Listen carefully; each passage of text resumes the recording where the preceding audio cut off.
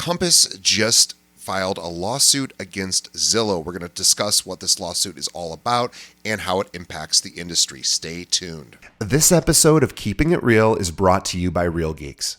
How many homes are you going to sell this year? Do you have the right tools? Is your website turning soft leads into interested buyers? Are you spending money on leads that aren't converting?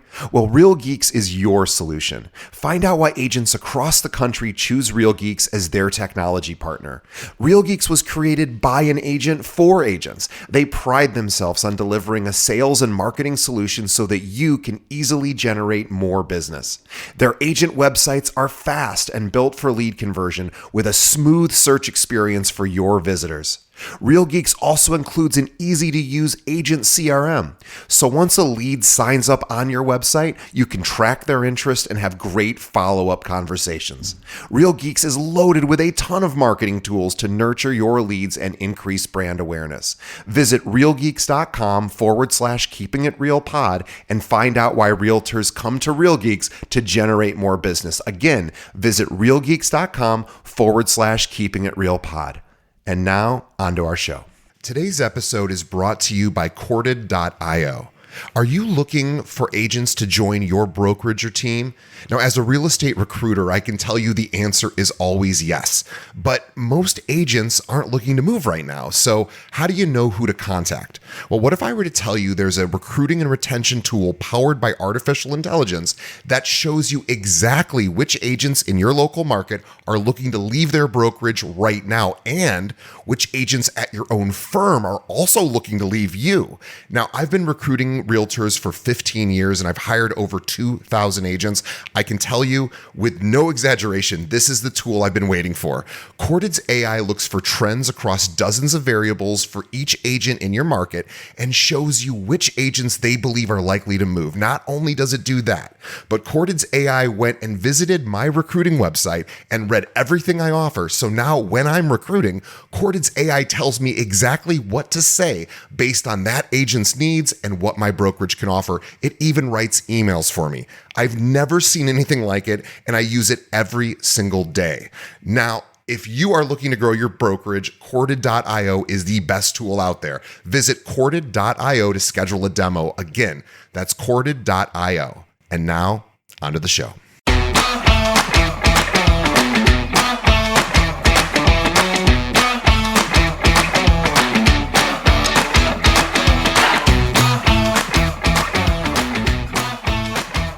Welcome to Keeping It Real, the largest podcast made by real estate agents and for real estate agents. My name is DJ Paris. I'm your guide and host through the show. Today is our monthly series called Unpopular Real Estate Opinions with Chris Linsell. Now, Chris Linsell is a real estate technology analyst. He's also the director of content at large for Chris. Luxury Presence, baby. For Luxury Presence, a great company. I apologize. I had a total brain freeze. I just got back, everyone, from Seattle, and our flight was delayed 2.5 hours. I got in at 1:30 in the morning, not this morning, it was yesterday, so I don't have a great excuse here, but I am still a little bit out of it. I apologize. But Chris specializes in new solutions to old questions and constantly exploring the cutting edge of technology in the real estate space. Chris also has many years of experience as a licensed realtor in the state of Michigan. He's worked there as a marketer, a digital strategist, a trainer, and he's worked for national brands like Berkshire Hathaway Home Services of Michigan and Coldwell Banker Schmidt Realtors. Now, throughout his career, Chris has been part of hundreds of transactions ranging from modest rural starter homes to multi-million-dollar waterside compounds. He's seen it all. He is also an accomplished musician, actor, and speaker. Catch him at your next industry event. He's probably going to be there. And he is engaged with audiences ranging in size from 30 to 3,000. Follow Chris on LinkedIn. He just had a post that went pretty viral yesterday. Check him out. He was talking about what we're going to discuss today, which is the Compass v. Zillow complaint that was filed. And we'll talk about sort of what that is and how that, what they're looking for and who are the players and what's at stake. But again, also visit him on his website. You can hire him to speak. He is considered an industry expert. He will talk about what he sees for the future for real estate agents as well as the industry itself. ChrisLinsell.com is where you go to learn about all things Chris. Follow him on LinkedIn, as I said. Chris, welcome back. DJ, great to be here. I So I was know, I just know, I know it can be challenging getting off those late flights, but we're hard launching in, baby. Let's get into it. Lot to talk about today. I almost visited the Zillow headquarters because I have friends over there. And by the way, I'm not going to let my relationships with Zillow people. I've not spoken to anybody at Zillow about this since the lawsuit, but I am Mm, very interested in hearing your perspective. We'll try to get a more objective opinion from my side.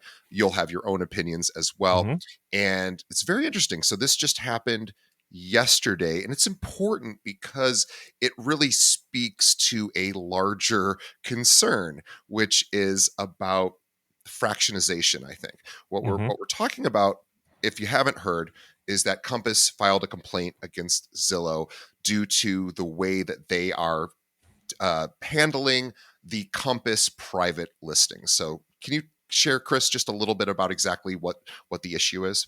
Yeah, yeah.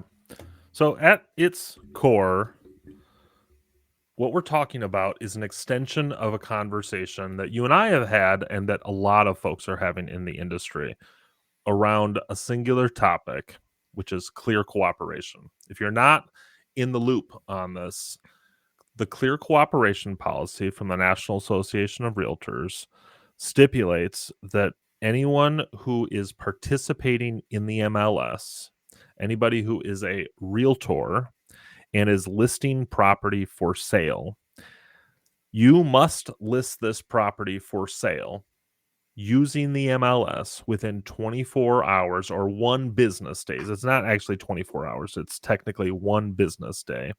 You must list that property for sale on the MLS within 1 business day of publicly marketing the property. So this means that if you are doing anything beyond sending individual 1v1 messages to people, um, then you have to list that property for sale on the MLS. This counts. This means social media posts, even putting a sign in the front yard or hanging it in the window. If you are uh, putting, using local digital display ads or physical display ads, you got to list this property on the MLS. And this is what clear cooperation stipulates. There's been a significant amount of conversation around whether or not this policy is appropriate.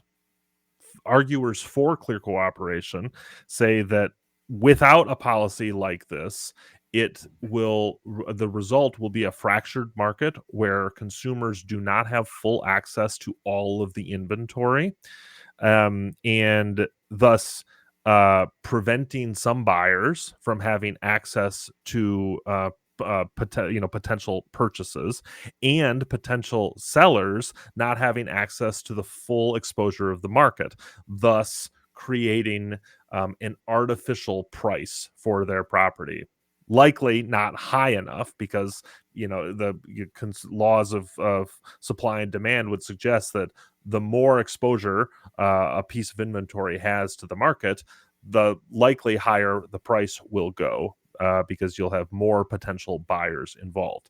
So that's what proponents of clear cooperation say.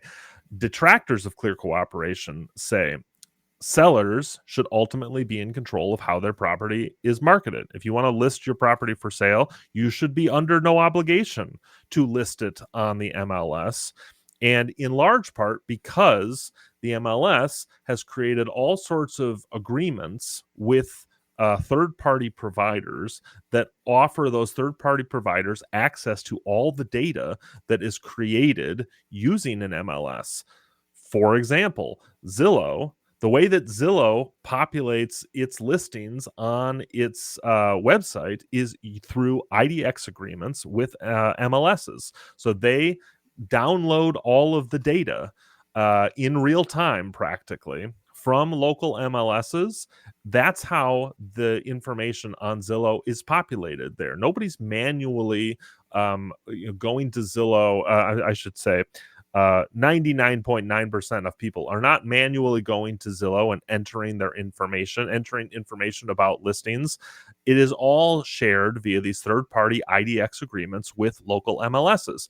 And detractors of the clear cooperation policy would suggest, if I own a property, I am the person who ultimately gets to decide the narrative for selling that property. There are a number of legitimate reasons that you and I have talked about in past episodes. You can go back and listen to those episodes if you want to hear my diatribe on why clear cooperation isn't necessarily the best answer for the market scenario we find ourselves in. But there's a number of legitimate reasons why you might not want to list on the MLS. And so detractors of clear cooperation say this is about consumer control, private property rights, and ultimately the ability for the owner of a property to decide what they want to do with that property. So this fight, now that we've set the stage, let's fast forward to what happened over the last 48 hours. There has been a lawsuit that has been filed that is really bringing this motion to a head. And the two players in the lawsuit are Compass, which is a strong detractor of clear cooperation. Compass believes that private listings should not only be a reality, they should be an extraordinary opportunity, not just for consumers, but for brokerages to keep um, listings on exclusive or private networks and not include them in the MLS. Zillow believes the opposite of this. Zillow believes that all listings should have to go to the MLS, and for good reason, because their business model is built on these third-party agreements feeding them information. And so if properties are being listed for sale privately, like say on Compass's private listing network, they're not being fed to the MLS, and thus Zillow doesn't get immediate automatic access to that information. It's not saying, Compass is not saying that they don't want their presence on Zillow. They just want to be able to control very tightly how that data gets shared. Well, Zillow, as soon as Compass started making overtures in this direction, Zillow came out very strong and said any listing that is not listed on the MLS within the 24-hour within the one business day rule. I want to be careful when I say this because the 24-hour, that can be deceptive because you don't have to, it doesn't count over the weekend, for instance. It's just a single business day. It doesn't count over the holiday. It's a single business day. But anyway, Zillow came out very strong and said, if you exceed that one business day MLS listing rule, your listing is banned from Zillow. It won't be advertised there. And Zillow took very aggressive steps. You can find these recordings online. Zillow employees calling realtors and property owners whose property was listed for sale but was not listed on the MLS, telling them specifically, your listing is about to get banned from Zillow. We haven't taken action yet, but this is the policy here. And so Compass filed suit against Zillow, claiming that this was an unfair monopolistic business practice. And that's where we find ourselves today.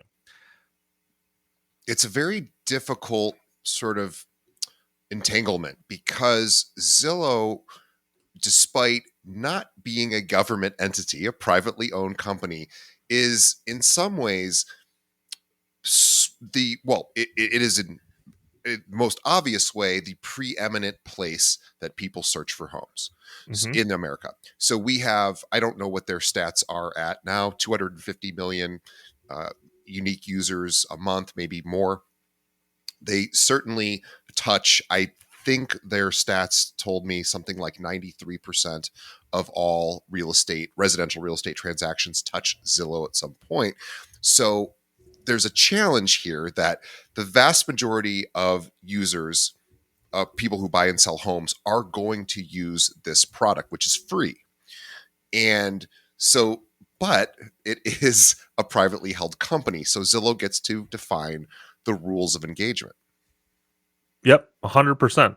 It is, I think, a misconception on the part of many consumers that Zillow is, um, at its core, a private company. It is an internet business, because the service that Zillow provides, in the eyes of many consumers, is akin to a service provided by a public utility. Yeah. It is very similar in terms of the expectation of dependability and consistency that you have with the electric company. And so, I mean, as an agent, I can tell you, in the few times when Zillow, for instance, when a new listing wasn't being updated at a good, like a speedy time with Zillow, you get calls from your clients. Hey, I thought we were live. I can't find my listing on Zillow, assuming that Zillow was some sort of, government like provided resource. This is just a private business. And ultimately, this is one of the things that I am, one of the positions that I took in my LinkedIn post that has generated a lot of conversation, is that at its core, what we're witnessing right now in the soon to be court battle between Compass and Zillow is not a battle of good versus evil. Right. It's not a battle of right versus wrong. We certainly, I think it's very fair to say that most industry professionals come down on one side or the other. So it's easy to characterize one side of this argument as right and one side as wrong. But what we're ultimately witnessing here is more of the strategy versus strategy, and the determination as to whether or not either of these strategies breaks the law. I mean, to boil it way down, Compass says that it's defending consumer choice. Zillow says that it's protecting transparency. Yeah. That's what their arguments are on the front page of Inman and The Real Deal. But those are, I would say, idealized versions of their strategy. Compass says they're defending consumer choice. Well, you can also interpret this to say Compass wants to wall off inventory to drive agent loyalty and buyer dependence. That's a strategy. Yep. It's the PR speak. Compass says it's defending consumer choice is the PR speak for Compass wants to wall off inventory and drive agent loyalty and buyer dependence. Zillow says it's protecting transparency. That's PR speak for Zillow wants to ensure listings flow through their platform so that they can sell more leads and scale monetization. This is strategy versus strategy. This isn't good versus evil. This isn't even, white knight versus black knight, medieval times. This is, we've got two competing business models, both of which have been very successful, and there's a lot of dollars on the line. And so now we are coming to blows, legally speaking, over this. Yeah. So what we're talking about is really, these are two competitors. And in the past, we might not have looked at Zillow as a competitor of another brokerage. I know many brokers have looked at Zillow that way, but they really are two companies that are competing for really the same end result, right? So you have Zillow, who's built the entry point as a free, easy, open entry point, and then they monetize it on the back end. So user goes to Zillow, that becomes a lead. Zillow sells that lead to agent A, right? And then and then on the Compass side, Compass says, we're becoming this really powerful, massive nationwide company, and we have thousands and thousands of agents. And we have a lot of great agents. And what if we had our own version of a mini Zillow in-house that we could all play in this smaller playpen of sorts, and we would love to have that because that creates value for our consumers, for our agents.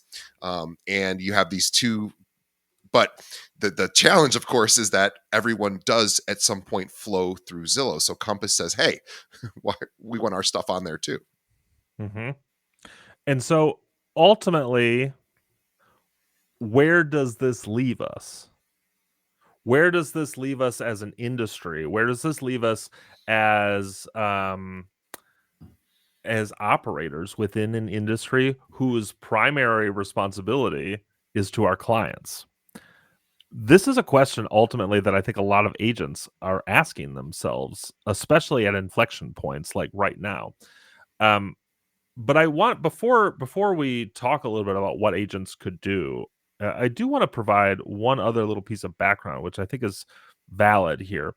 This isn't the first time we have seen this sort of argument. It's probably the first time it has come to such a head, but uh, since the brokerage model was created, brokerages have always wanted a level of exclusivity to protect margins. Sure. I mean, this is just the reality of doing business, especially in an age of real estate when margins are shrinking, right?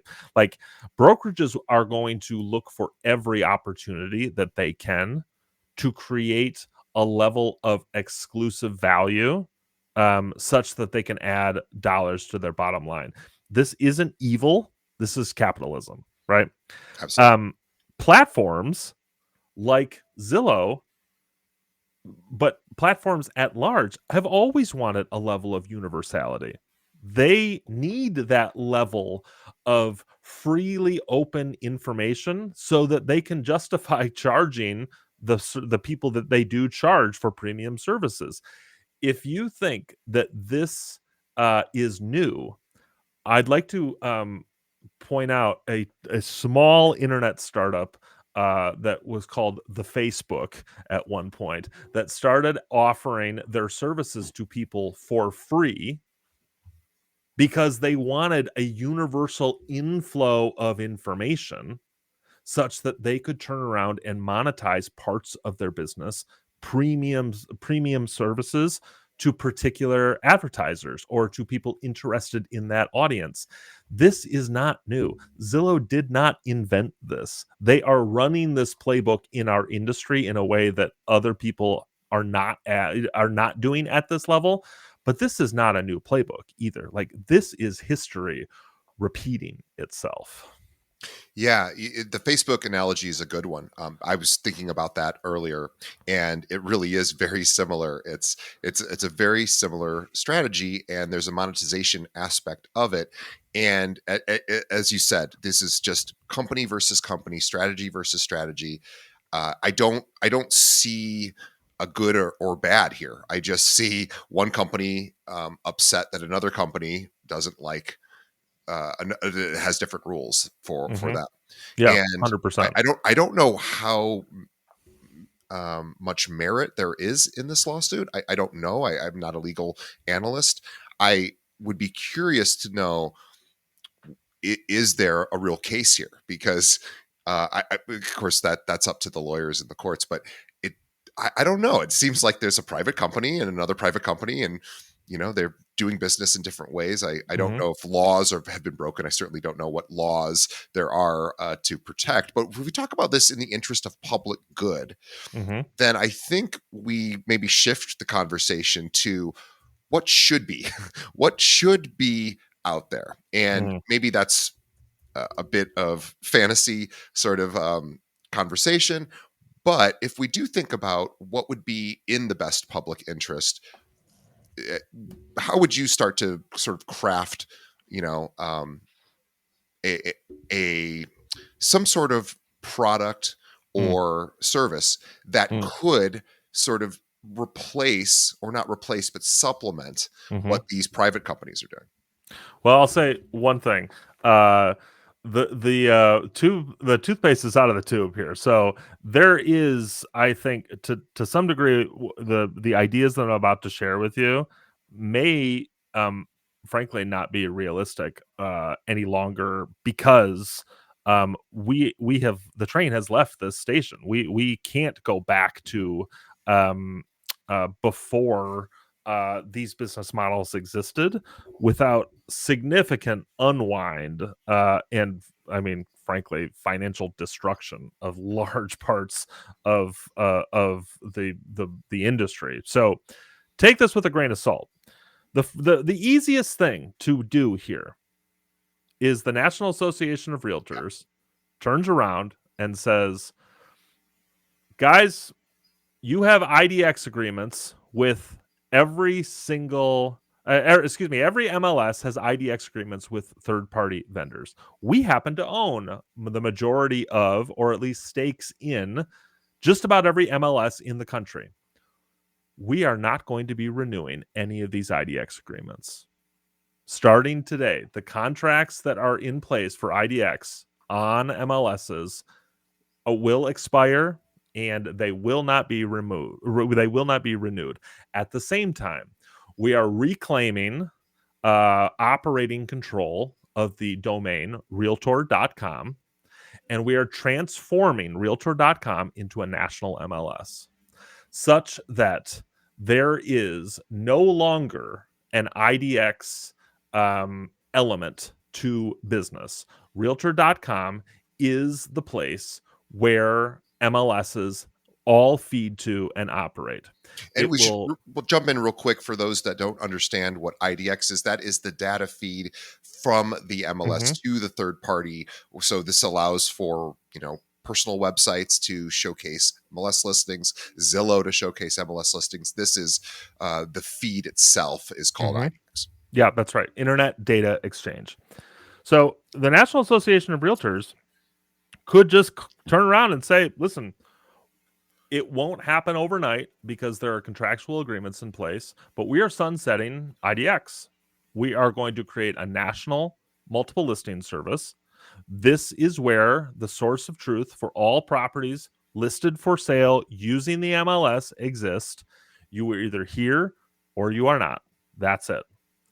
There would mean significant disruption on the way that third-party businesses like Zillow operate. There would still be an opportunity for third-party feeds into places like Zillow or into your website, like at Luxury Presence. Property search is a foundation of a successful real estate agent team brokerage website. Of course, we want to maintain the ability for operators within the industry to integrate search as a part of their brand and service opportunity. However, the way that it is done right now is in competition with MLSs rather than in conjunction with MLSs. The NAR could turn around and nip this in the bud right now by creating a national multiple listing service. You are either here or you are not.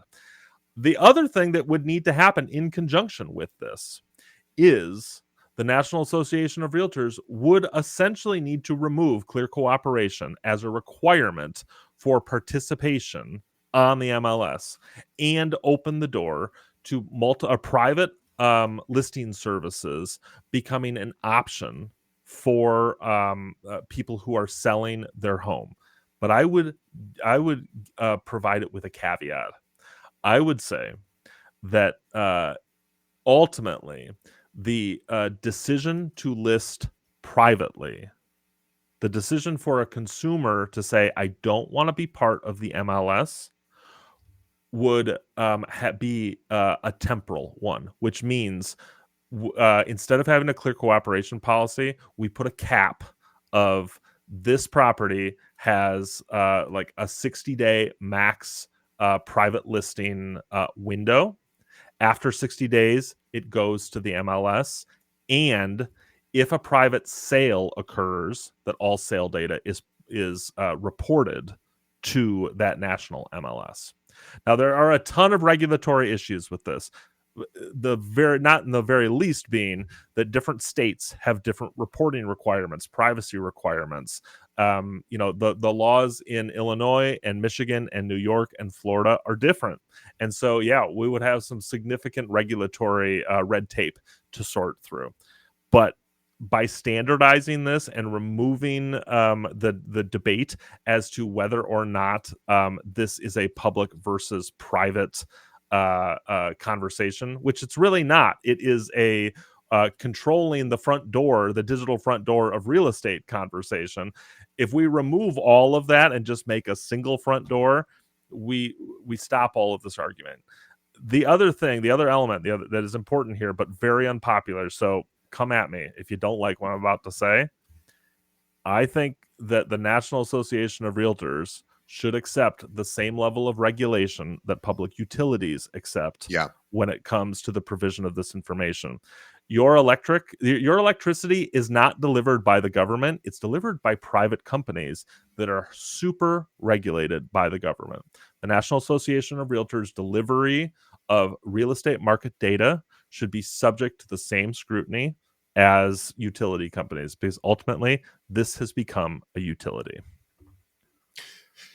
Wow, you said a lot, and yes, I agree. So the idea that we need a public repository of information that is free, accessible, and complete is, I think, the main point here. I agree completely. Ultimately, the real challenge with the Zillow versus Compass debate, to me, is not that it's not that having to decide whether one business model is better than the other. We're going to find, like, capitalism is going to tell us that. Sure. Eventually, we would get to that place. Capitalism would work that out. The real challenge is that we are in a situation right now where allowing the naked market forces to sort out which business model is better than the other would be at the detriment to consumers, because ultimately there would be such a level of incongruency in terms of operations, availability of information, even the operations of agents from office to office would be so different. It is really impossible, frankly, to understand how you could let the market forces sort this out without consumers being the ultimate loser.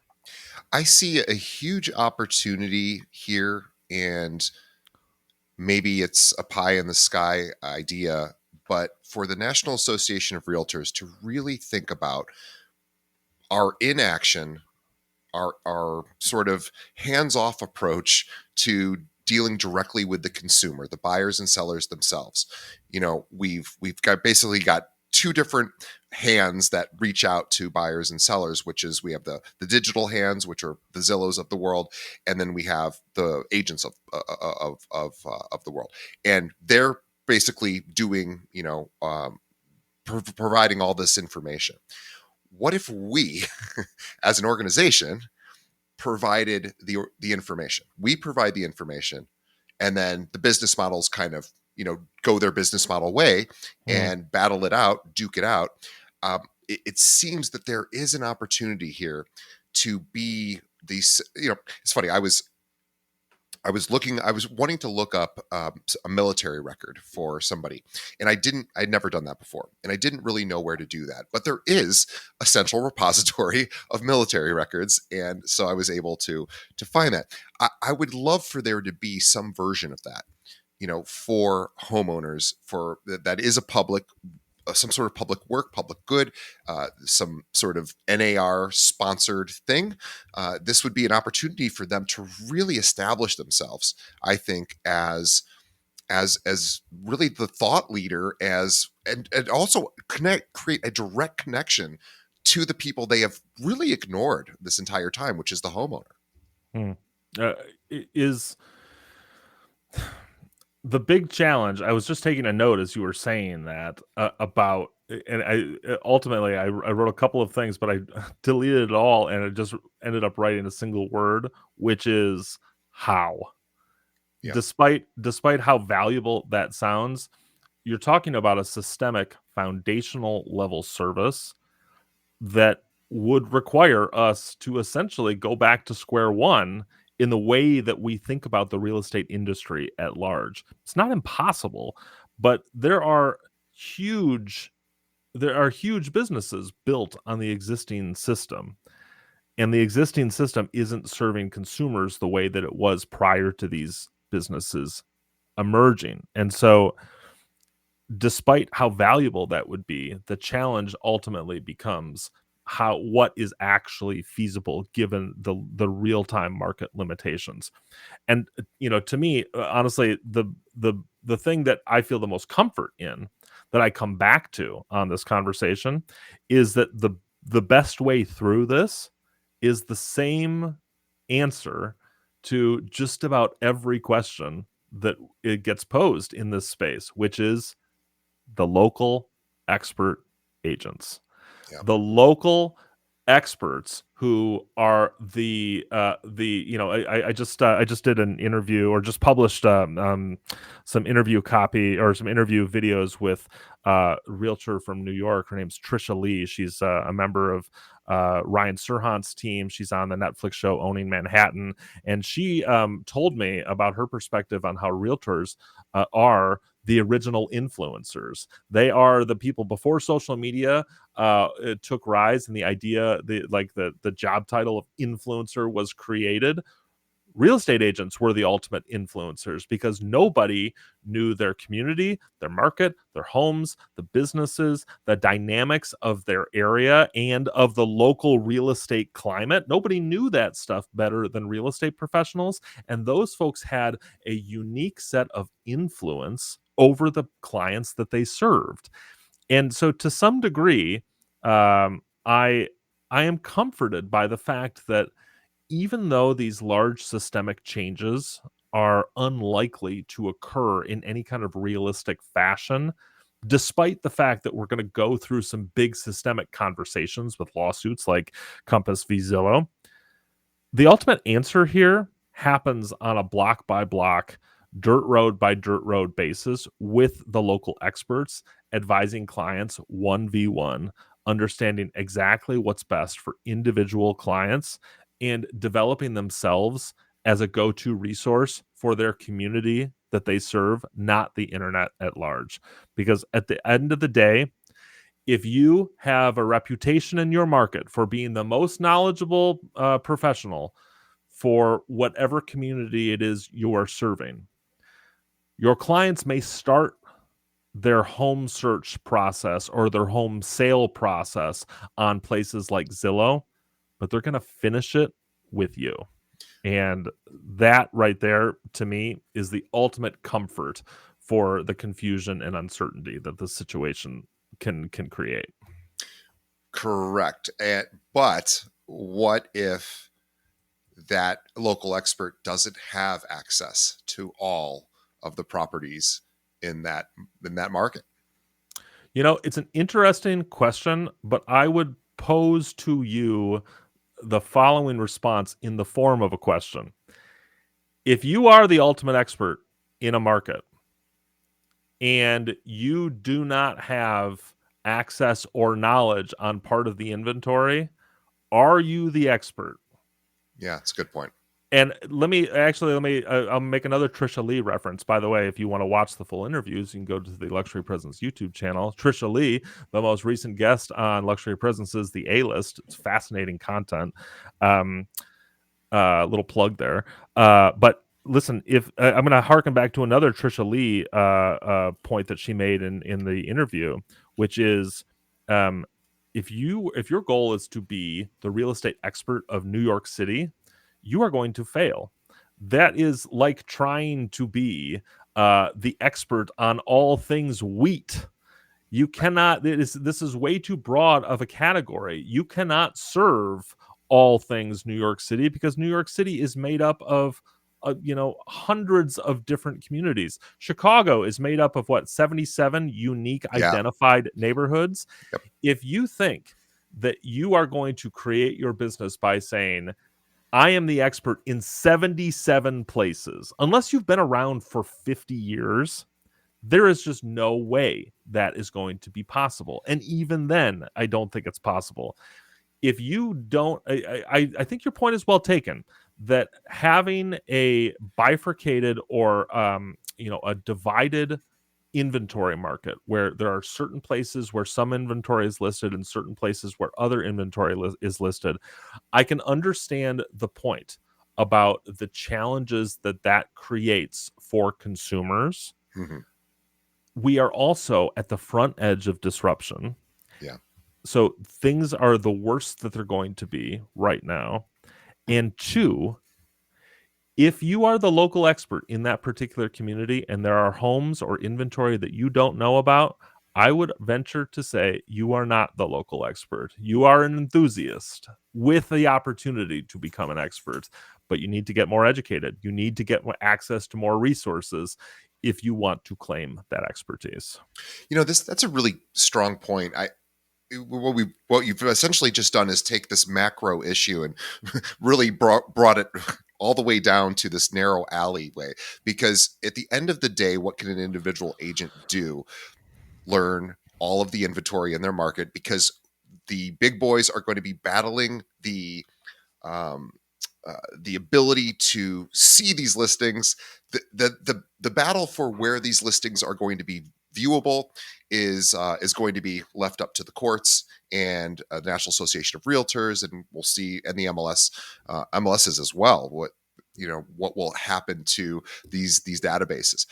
But your point is really well taken, which is, as an individual agent, I can only control my understanding of my market, and I can go out and seek this information. I can provide that directly to the consumer, and then I become, the reason that that commission gets paid. 100%. 100%. Ultimately, this becomes uh, not a crisis of not a crisis of business model, but an opportunity of service. And don't get me wrong, we are not going to come out of this food fight with a clean shirt, but everybody that wants to is going to come out on the other side. I'm 100% confident of that. Yeah, it's important too. Like, if visibility is going to change, right? These are private companies. They get to make decisions that suit their private interests. Hmm. So, unless there's monopoly conversations, and maybe the government needs to step in at some point if a company gets too large. However, these are just companies doing what companies do, which is Yep. maximizing profitability. Yep. It you know not at the expense of the consumer, but certainly at the at the direction of where they want profits to go. And at the Hmm. end of the day, this is something that the individual agent can say, well, this is businesses battling businesses. What I need to do is justify my existence. My Hmm. existence is, yes, maybe the IDX feeds will turn off tomorrow, and Zillow loses a lot of their data. Maybe that happens. Well, what happens to me? Now, that's probably not going to happen, but what does happen to me? Well, I still have to be the local expert in my area. And what if Compass walls off all of their listings and they say, we're just going to do it all in-house, and we're not posting these to the MLS. We're going to just create our own little micro MLS, which is a possibility. They certainly are growing to a size where that could be something that they would want to consider, or at least for a period of time. It's going to sit here and then it's going to go public. Yeah, you're going to want to make friends with those people, because you're going to want to know where those listings are if you're not a Compass agent.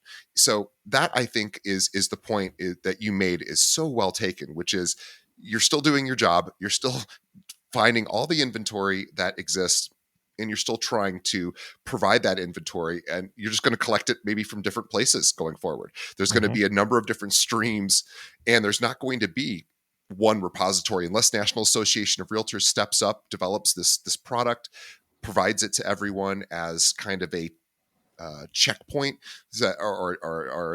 some, like, you can look up lawyers credentials. You can Hmm. somehow, some version of that, maybe. um, will that be even, is it possible? Will it be adopted? Will people, I don't know. But it's interesting that we expect these private companies to sort of work in the public's best interest, which is not what companies do. That's not that the nature of a company is not to work in the public's best interest. It's to work in the private company's best interest. It's the truth. It's the truth. And ultimately that is the only thing that we can depend on as a foundational truth in this argument, because there will be a lot of back and forth from these companies over what is best for the consumer. But I stand by my earlier statements that those are, while there is likely to be some validity to those conversations, that is the PR camouflage around what is best for our business model first. Agreed. Well, Chris, thank you for this conversation. I think a great place to wrap up. Want everyone to check out Chris's LinkedIn post that went viral. We'll post a link to that here in the description, as well as a link to Chris's website and his social media.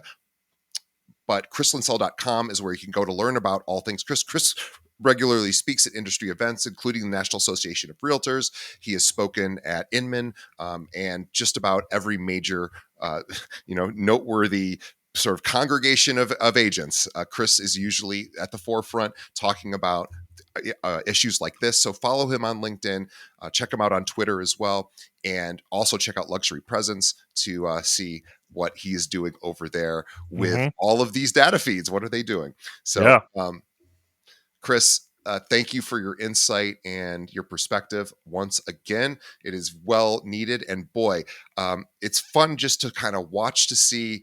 I'm grabbing my popcorn because I enjoy. Part of me, maybe it's a little bit of bloodlust, but I enjoy watching these companies battle it out. And there's no obvious hero here. I don't see a villain. I just see two companies going, but I want this, and we'll see what happens. And at the end of the day, the consumer needs to just be able to find a local qualified expert who knows everything that's going on in that market, and that could be you. So continue to focus on your business, everyone who is listening, and we'll see you next time. As always, please share this episode with a friend, leave us a review, follow us on social, and Chris, thanks so much. We'll see you. DJ, see you next time.